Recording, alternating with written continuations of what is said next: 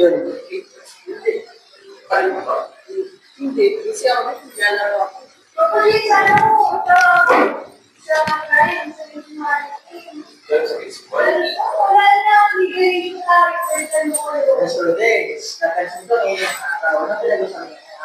Pinag-uusapan namin yung balita ka doon. Yung barong doon. Ano po ba yung RA9851 doon? Baka bagong TikTok, no? Hoy, hindi ah. Alam niyo ba, ang RA9851 ay isang international humanitarian law. It punishes war crimes, genocides, and crimes against humanity.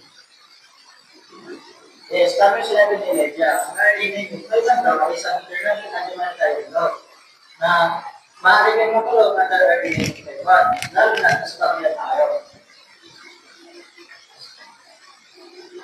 Gerald, sige nga, gawa tayo sa third. Okay, gawa nga tayo sa picture. Say, Gerald, din natin. May bakit isa?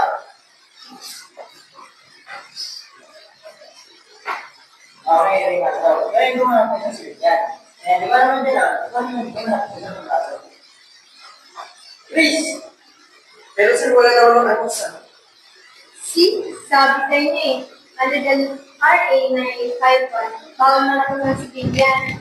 Dahil yung gera, may batas pa rin. So, ano ba yung fights? War crimes like killing civilians or attacking hospitals. Tapos, genocides, sila yung mga naninira ng samahan o kaya grupo, pwede sa lahi, sa parang. Meron pa, yung crimes against humanity, mass killings, slavery, kasi yung biglang pagkawala ng mga tao. Yes, walang immunity na nakakabot. Under the RA9851. So, kahit may war, dapat may respect sa tao. Tama. Humanity first, always. Students, ano nga ulit yung RA9851 ba? Justice beyond war.